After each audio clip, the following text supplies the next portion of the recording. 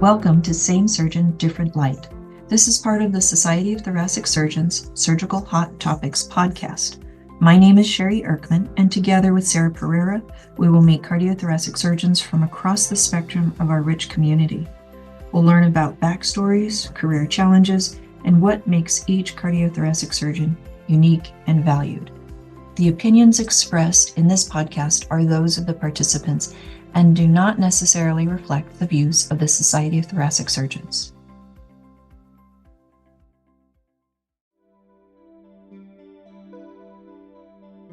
Same Surgeon, Different Light is brought to you by the Society of Thoracic Surgeons Career Center, where you'll find free access to cardiothoracic surgery jobs, career development tools, and professional guidance. Visit the STS Career Center at careercenter.sts.org. Welcome to Same Surgeon, Different Light. I am Dr. Sara Pereira, and today I am joined by Dr. Ian Bostock, Associate Professor of Surgery at Florida International University and Miami Baptist Cancer Institute. Among Dr. Bostock's specialties include the treatment of lung and esophageal cancer, mesothelioma, and mediastinal and chest wall tumors. He is also known for his expertise in minimally invasive surgical options, including robotic surgical techniques. Dr. Bostock has published many peer-reviewed articles, abstracts, and book chapters, and has presented at many of our national academic conferences.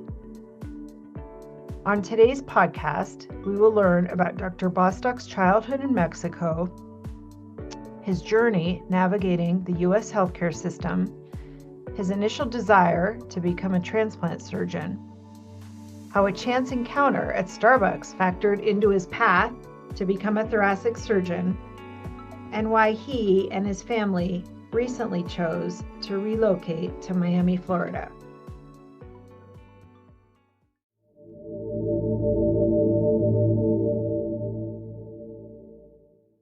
Ian, I have been truly privileged to know you for almost 10 years now and greatly respect you since you were a young general surgery resident.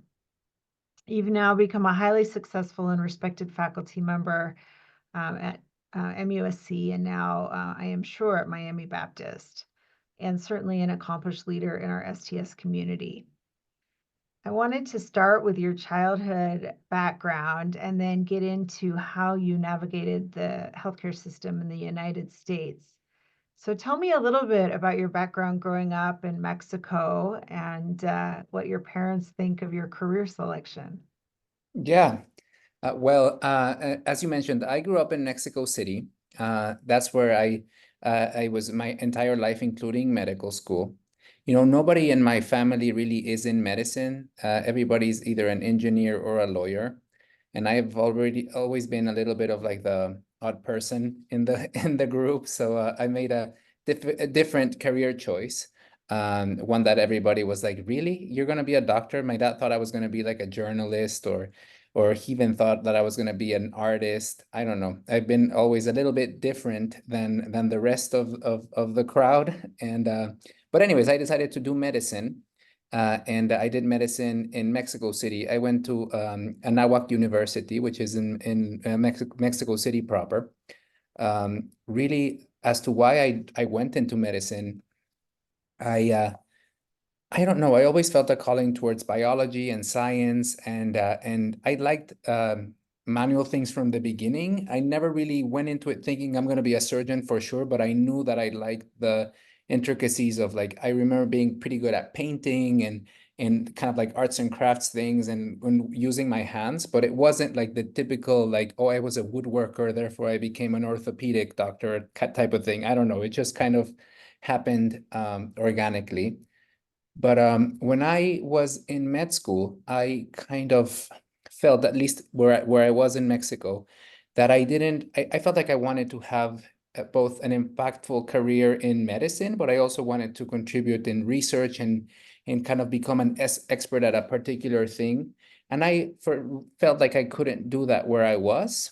at least not to what that image looked like in my mind. So from the beginning, I kind of knew that I wanted to go somewhere internationally for my specialty training. But I did med school in Mexico, and it's 6 years there instead of 4 years. So the last 2 years are very much geared towards getting more experience. So I did it's sort of like an intern year, but it's basically like, think of it like a sub-I in a way, in which you're in the hospital helping the residents. You have more responsibilities than med students do here, but you're just mainly assisting and helping and kind of like making sure that you know rounds run smoothly and you're assisting in the operating room, retracting and such, but it's not quite as intense as intern year here. But nonetheless, when I did that, I was like, surgery's for me. I really enjoyed my rotation in surgery, and I actually thought I was going to be a transplant surgeon because I thought it was fascinating. I just got a lot of exposure to it. You know, I'll mention this during our conversation. You know, my life and the way I've made decisions so far, it's always been, I'm going to get a little new age on you here. It's always been all about synchronicity, or kind of these little things that happen along the way that tend to guide you, and you only kind of connect the dots in retrospect. At least that's how I feel. Because so I initially wanted to be a transplant surgeon, and then I applied for a research position for my final year of medical school at the National Institute of Health in Mexico City, which is pretty prestigious. It's a great institution. I had really no research experience whatsoever, but I was going to use that to do like a MD MS program that they were starting at my med school. And I was paired with this surgeon. Her name was Josefina Alberu, and she's a transplant surgeon in Mexico, and an incredible person. She was at the National Institute of Health for her entire life. She's one of the few, or probably the first female transplant surgeon in Latin America. You know, like a giant in the community. Really, a lot of accolades, and great person. But what I loved about her the most is that she was just like a normal human being and very accomplished. And so I worked in her lab for 2 years, 1 year during my last year of med school, and then a final year. And working with her, I just kind of like felt like I could shoot for the stars in a way. And then that's why I decided to apply to residency in the US, because she kind of like gave me motivation to do so. Yeah, that's incredible. I wanted to explore how you went from a really successful medical student in Mexico to obtaining an intern position at Brigham and Women's Hospital, knowing that general surgery positions are so competitive in the United States. So who did you have as a mentor at that time in Mexico besides her, and how did they help you navigate getting into the United States system? Yeah. Well, I mean, honestly, it wasn't easy. You hear so many no's when you're trying to plan it out. It was so everyone around me, all the med students I met, most of them told me like, you know, this is impossible. Don't waste your time. You're just gonna spend a ton of money trying to get credentialed and pass your steps and do all these things, and really it's gonna lead to nowhere. So don't do it. That's honestly about 80% of people I met told me that. The faculty that I met in Mexico, most of them told me, impossible. Don't do it. You seem like a smart person, but you know, get a position here, maybe seek some fellowship training afterwards. Most of that looks like a non-accredited position somewhere else, somewhere along the lines, and get some training and come back. That's what they told me to do. And I really didn't like that story. You know, that's not what I had envisioned for me originally. But honestly, only Dr. Alberu was like, you can do it. Like, look at the research that you've done with very little resources. Look at your thesis. Look at all these things we've done already in our lab, and you're doing it from a worlds away. And she's like, you should do this. So she was my main supporter, I would say.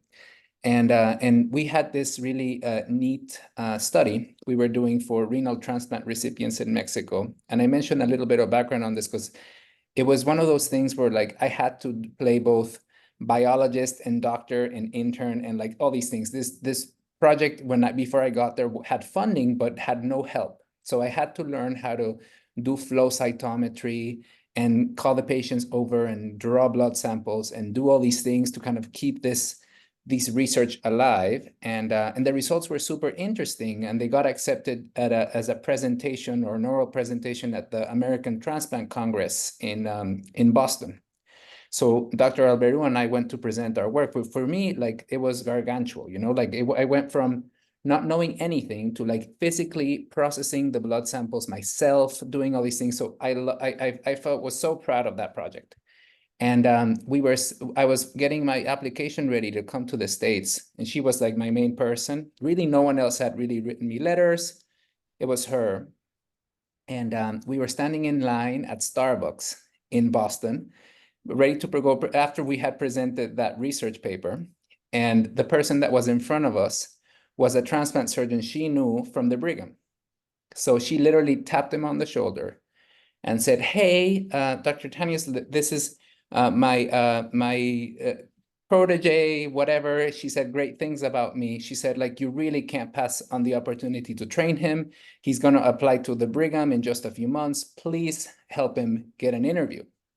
And I thought this was like casual conversation at Starbucks as we ordered our lattes and went along our day. And 2 weeks later, I get an an invitation to interview at the Brigham, just from that casual encounter. So that's why I'm telling you my story is like one of coincidence and luck, but it was her support and like that moment that really gave me a little bit of spotlight.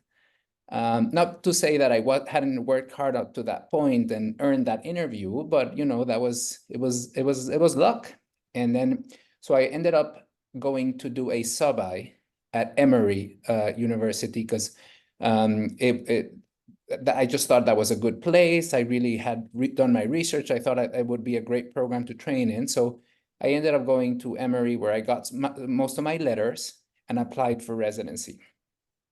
So I applied for residency, and I must have applied to every single general surgery program in the country. I sold my car and spent all that money applying, like, I don't know, $7,000 or some insane figure. And I get 4 interviews back out of all the places that I sent applications to. One of them was for a categorical position, and the other 3 were for preliminary positions, one of them being the Brigham. So I interviewed at all these places, and I tried to, like, I felt like at least let's call it my ability there would have been just to portray that I'm a nice human being, a team player, somebody that's going to come into the door with a smile and work ethic and really willing to go above and beyond for patient care, and that I'm trainable, that I'm going to learn and rise to the occasion. That was my message, because my step scores were good, but they weren't amazing. And I had my research experience, which on paper to me, I was super proud of it, but it was just a few projects, It wasn't like a prolific career, but I had done it against a lot of odds and with a lot of effort. So that was part of my story. But when I went to my interview at the Brigham, I remember it so well because that day, like, they have a distinct interview for the preliminary spots because they're pretty prestigious and competitive, even for the preliminary. So it was like 17 applicants for those few spots, and everybody there was amazing. Like, I was standing next to this guy that was like, this Swedish guy that was coming from the Karolinska Institute, who had done, stem cell therapy with yada yada. And I was like, oh man, here I am just trying to say that I'm a nice guy that's going to work hard. I don't know if this is going to work.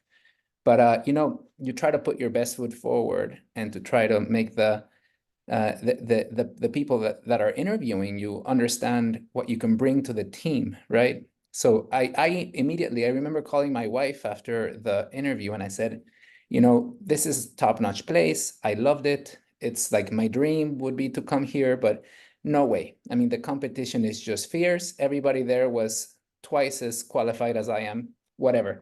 I can always tell people that I interviewed here. Then I really didn't think I was going to match there.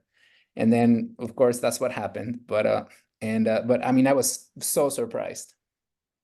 Yeah, it's an amazing story. I think as a program director and a person really involved in scholarships, I always do believe that international medical grads need that one mentor that gets them into the system and really supports them. And I think both of us have been really active in STS scholarship programs. We now have the new You Belong program, and we have all these highly competitive students that want to match either in integrated spots or general surgery positions that are highly qualified US students. Yeah. So when all of the international medical grads send you emails and really want to get into the US system, what's your number one piece of advice based on your experience with 4 interviews and just that little bit of luck that got you in? I think, I think there's no other way of doing it, but getting really comfortable with the word no and with rejection. I feel like at least for me, I told you, I applied to whatever 300 programs and only 4 were interested in seeing me just in person. I mean, that's a ton of rejection right then and there. And this is only for a preliminary position for a year, right? After a year at the Brigham, I applied again. And I spent another $5,000 that I didn't have to apply to all of these places where I got 2 interviews. 2. That's a lot more rejection coming my way, right? And I remember this this is just I mentioned this because you have to get comfortable with no coming from every direction, lots of rejection, but you have to say yes to yourself, right? And to what you're thinking about. And I'm not saying that everybody makes it. I'm not naive, but if you are the one that's saying that you're not gonna make it, then you're not gonna make it. You're the only person that can give yourself yes, right? So and that's what I did. I remember when I started my intern year there, the program director who was super nice, Doug Smink, and he was really supportive of me. I think we really liked each other. He was great. But from the beginning, he basically, and this is another thing that is important about the message, is he said, I think you're great. I don't know if you're going to stay here. Not because you're not great, but because sometimes residency programs are much more complicated than you think. It's who's in the lab, who's not, what positions we have available, who can we bring in? All of that is so variable. And he's like, what I would advise is that you don't get obsessed by staying in one place. He's like, a lot of people that come and do a residency program at the Brigham or a preliminary program at the Brigham, they just get obsessed with being branded with the crimson H from Harvard and say, I was at Harvard. But that's not the point. The point is to finish your training program and become a surgeon, right? So he's like, don't get obsessed with this. Go elsewhere, try to find positions. If we happen to have a spot here, maybe we can help you, but don't limit your options. So then I applied again. And then when I applied again, I really only had 2 options. Luckily, I was given an interview at Dartmouth, which was amazing. And that was for a categorical position. And then another program at the Bronx. I went to interview at the Bronx program and I did not like it. I said, I don't want to come here. I didn't even rank it. I said, this is not the type of place I want to come to. I didn't like the program. I didn't like the vibe. I said, no. So I was left with just that one option. I loved Dartmouth. It was wonderful. I liked everything about it. And the reason why I got the interview, again, wasn't because I looked amazing on paper. It was because Doug Smink had done his fellowship training there and called the program director and said, I have a great guy here. I don't know if I can offer him another spot, but if you want to consider him, I think he'd be amazing. And that's why they gave me an interview. And so again, kind of like that synchronicity of things, he knew that he couldn't really help me there. And then if you think about it, that's another rejection I'm getting. Here I am trying to put my best foot forward. I was working so hard at the Brigham, getting there at 4 in.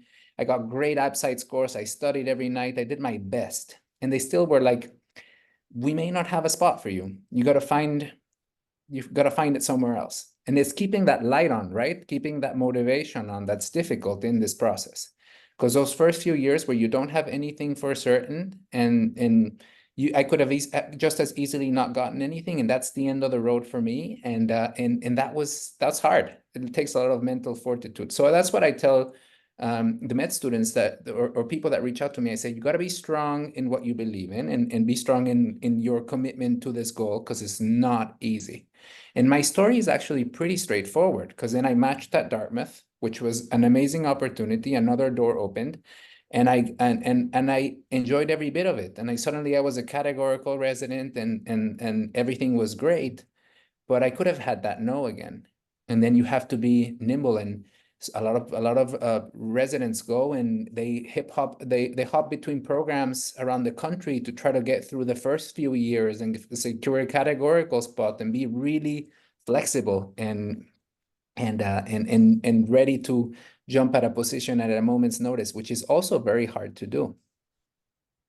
Absolutely. I think what I've really most admired about you is that you are just a huge optimist, and maybe this comes from your background and your challenges that you've had in getting these positions. I think, we don't talk about how many interviews we had, as faculty. We don't talk about who passes their boards, who fails their boards. We don't talk about malpractice lawsuits, but I think your message that all you need is one interview is really awesome. And Yeah. that's what I tell to all my students. Um, I've seen it year after year where one student will have 15 interviews, the other student will have one interview, and all you need is one. And then I think you have to really lean on your mentors to help you find that spot. And you've certainly done that amazingly well. But when I left, I remember this feeling when I left the Brigham to go to Dartmouth. I had my yes, I had finally matched, but yet I was so heartbroken at the beginning because of that rejection. I was really sad. I was like, I worked so hard. I thought the Brigham was gonna take me. They didn't offer me a permanent spot. They didn't even offer me an interview to stay there, right? So I was like, I don't know, man. I've tried my hardest. Like this is the best I can do, right? So I was really heartbroken at the beginning. And it's hard to understand these things when they're happening, but then in retrospect, you understand why life put you there, God put you there, whatever you want to think, there is a reason behind that. But like when I started at Dartmouth, I was like, this is why I had that no. Like I was so happy there, had so much mentorship. It was really great to train there. I got top-notch training. I loved it. The program director there, Carrie Rosenkrantz, is this like incredible advocate for people, amazing person and surgeon, but also like totally gets you. One of those program directors like you that understands that the person, like nurture the person as well, is so critical. And I had also really great mentorship in thoracic for my second year there onwards. And that's what landed me in a great place to do fellowship, and everything that has happened afterwards really was for that initial opportunity. But at the beginning, it didn't feel, it felt like I had a position. I'm not trying to be dramatic, but I was so hurt that my first, like my most solid attempt was dismissed.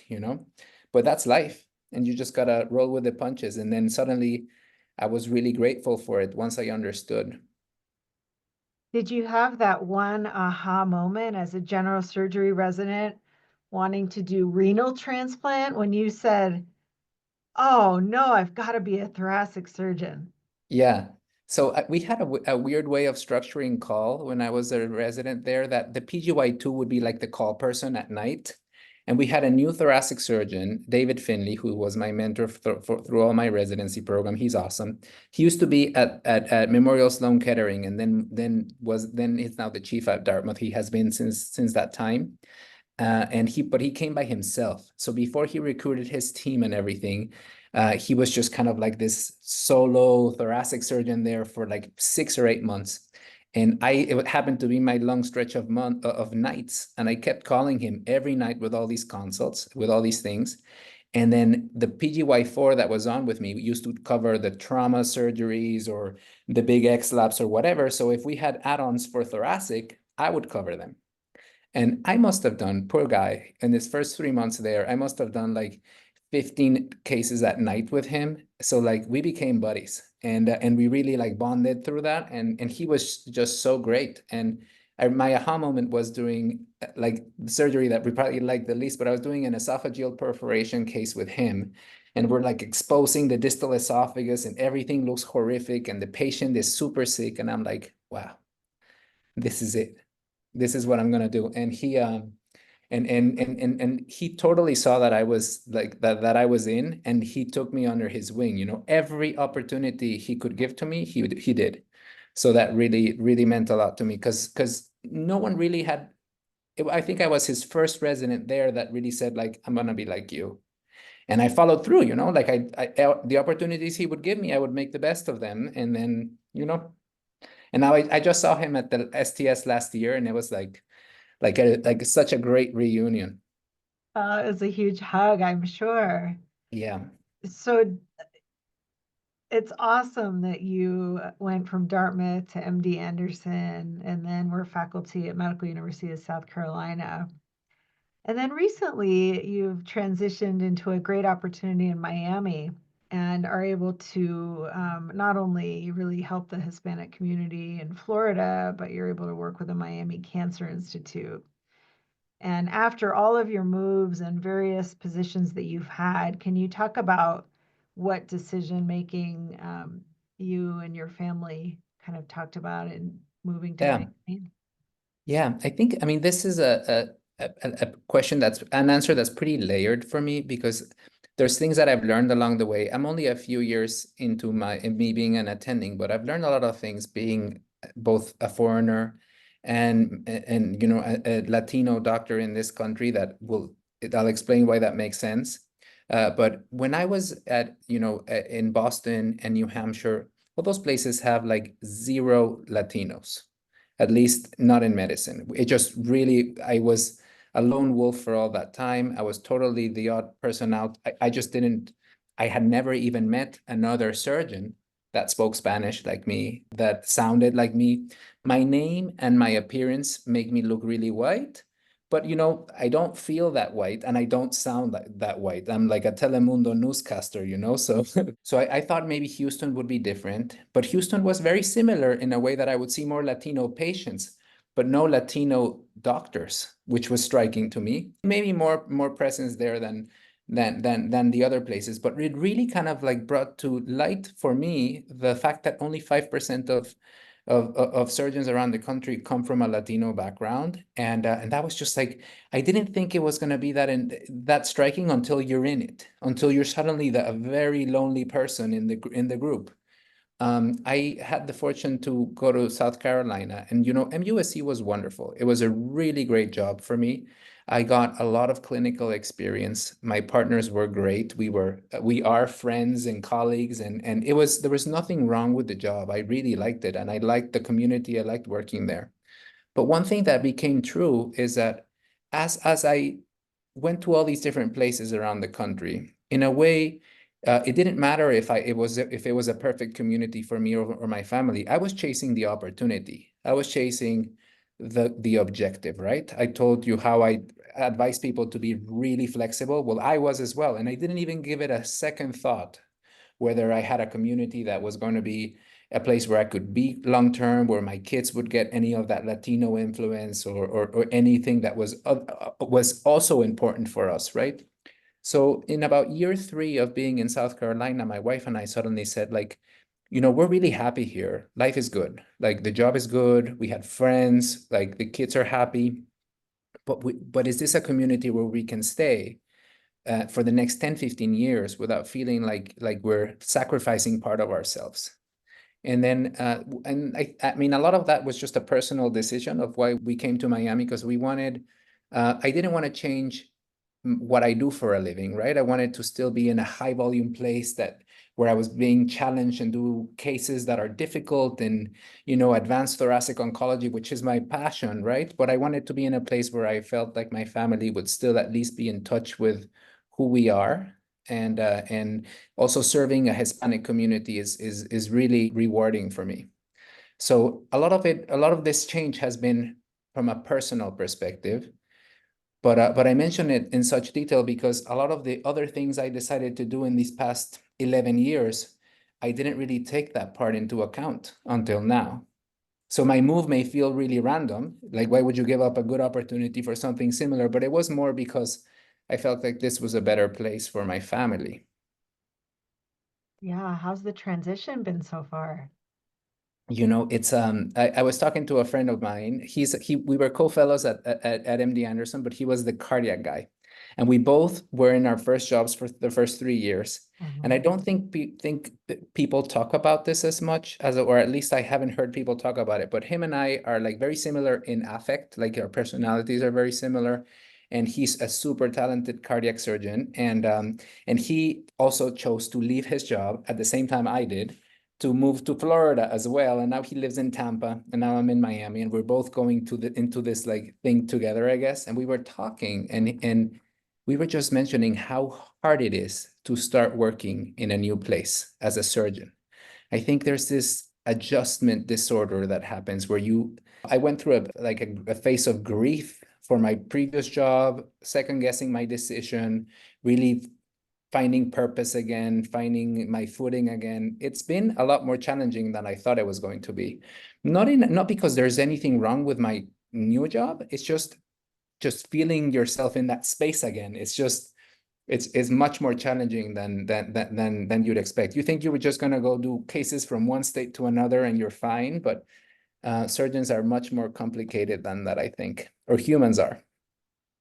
Did you feel that way when Yeah, you transitioned? I mean, from a personal standpoint, I really never thought it was so hard either. I've had three positions, and I do think you really leave your comfort zone and you have to learn and navigate a new system. But then you have to really acquire everyone's trust again in you and Yeah, in your ability and in the new culture and in the new system. And I think the transition from training to early career is hard to start with. So, we do have a lot of surgeons that change positions within 1 to 3 years that, we've been trying to track and help our early career surgeons. But then when you jump from a really successful early career like you, and then you move, yeah, I think it takes a couple years to yeah. become comfortable again. Yeah, and you're like, in a way, I'm like missing the volume I had. The program was built so quickly in South Carolina. Suddenly, I was in a really good place. Like, who would leave, right? I must have been crazy. And now I'm starting up again, and it's going great. But you're like, it makes you second guess. And then I go back to that initial comment about keeping that light on. You like, I did it for a reason. I need to trust my gut and trust whatever the universe has in store for me and then just kind of dive into the new job and keep it going. But it's easier said than done. Yeah, I trust that you will be hugely successful in I think. Miami.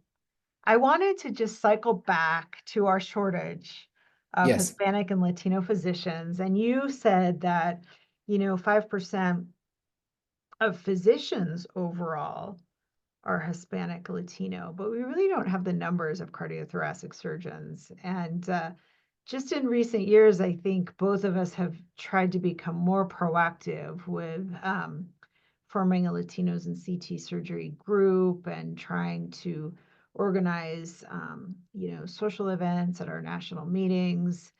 But still, over the last 10 years, I would say of my career, we really haven't seen these numbers change. So recently, we solicited and received enormous support from STS to start a new scholarship program for underrepresented medical students and residents. And what else, do you think that we can do to make minority surgeons more welcome into cardiothoracic surgery? And how can we support, our trainees and early career surgeons better? Yeah, I mean, I think these interventions, such as our You Belong scholarship or other programs like that, just help people feel that initial kind of welcoming and come into the specialty and take a look and become interested. And I think that's incredibly valuable. But I think there's a lot of things we can do to change our own culture within our societies, like our academic societies. This is totally my opinion, but this is something I've noticed that particularly with Latinos in cardiothoracic surgery is that when you and I started our conversations, we thought we were like, let's count how many we can think are Latinos. And in our initial conversation, we were like, single digits. But then once I started meeting more people, I'm like, there's a lot more people here than I initially thought. And at first we were like, we're our founding list of 7 people. But then you start talking to other folks around and you realize that there's a lot more people. But again, this is my opinion, but what I noticed is that a lot of people don't want to be involved in these initial conversations. I respect it too, but what I'm trying to say is that a lot of people, let's say, are from a Latino background, they're a successful professor of surgery somewhere, or maybe a private practice surgeon with a successful practice, whatnot, and they don't want to be recognized or labeled as the Latino person. They want to be recognized for their skill set, for their academic research and whatnot. So there's a tendency to shy away from participating in these things. From a lot of people, I honestly feel like a lot of people shy away from these groups, these social gatherings, because they don't want to become like, oh yeah, that guy has that, or that surgeon has that position because they're Latino. So they, in a way, I think some people think it affects their credibility, but I really disagree with that, because if we don't come together as groups and support each other and make it feel like you're not alone in this, there's actually many of us and we're all doing a good job, and none of us are here just because we're Latino. There's a lot of talent and hard work that go into this, right? But I think in a way we got to be very inclusive in that sense and really help break those stigmas of like, oh, I don't want to even participate in our meetings or in our social gatherings because I don't want to be seen as that. It should be very natural to us to gather and celebrate our differences and the things that we have in common. So I think a lot of social change would be necessary there. And the way that happens, I think it's a really complex thing, but honestly, at least for our academic conferences, is just to make it really normal and fun, like just come and have fun and talk to people and get to know people, and maybe you'll get a synergistic moment like I have and meet someone that's gonna propel your career forward.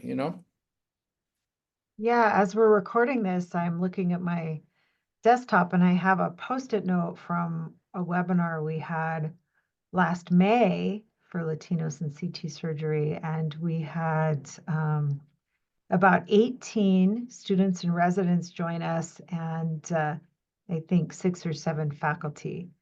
So as we leave for the STS meeting next weekend in Los Angeles, certainly we look forward to meeting with the Association of Black Cardiothoracic Surgeons and Latino Cardiothoracic Surgeons and expanding our group. And hopefully in 5 years, we'll be as big as the ABCTS group. Yeah. And then, but I mean, if you think of what has happened with them, like I just feel like they want to participate because it's fun. It's great to talk to people. No one's really going to understand you like someone that's going through the same thing as you are, right? Professionally, I mean, how nice it is to talk to a fellow CT surgeon and to feel seen by their experience, and those things need to be more natural. I don't know why for Latinos it has been a process that's been a little slower in our specialty, but it doesn't have to be. Where do you see cardiac and thoracic surgery going in the future? How will it change, grow, and develop? That's a good question. I think cardiac surgery is going to be difficult for me to answer, but I'll answer the thoracic part. I think as we get more and more complex in how we approach, like thoracic oncology, for instance, like we're now doing more and more surgery in things that we used to consider inoperable, for instance, just a few years ago, and that's going to continue to change. So as we turn the higher stages of lung cancer into resectable disease with the new adjunct of different chemotherapy, immunotherapy agents, our techniques are going to change too. And I think the more we apply robotics and minimally invasive surgery and all these different strategies, I think it's an exciting time to be a thoracic surgeon. I think you're going to see a lot of novel technology and approaches to different things, and potentially, even more minimally invasive things such as ablations and radio frequency and all these different adjuncts that we can help our patients with. And I think it's we're not going anywhere. I think it's a very fruitful field that has a lot to discover yet. Do you think there'll still be a role for thoracotomy in your specialty? Well, you always gotta be able to do it well, huh? Yeah. We all need a backup, but I think there's a lot of push, obviously, for less of those. But I do think that a well done thoracotomy is a really good procedure still.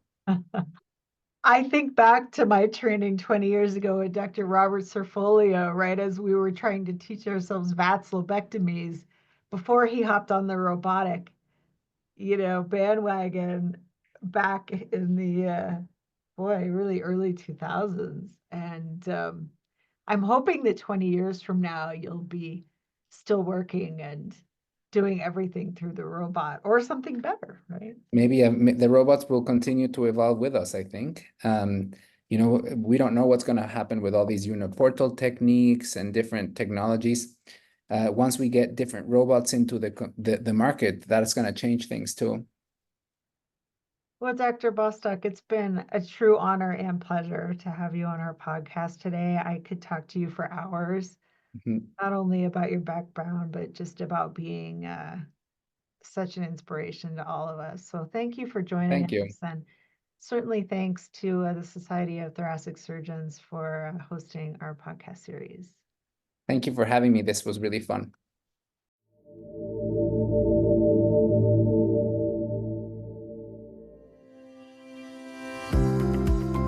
This has been Same Surgeon, Different Light, a podcast brought to you by the Society of Thoracic Surgeons.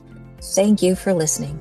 If you like this podcast, please rate it 5 stars and let your friends, trainees, and colleagues know about it. On social media, you can use the hashtag #TheFaceOfCT Surgery.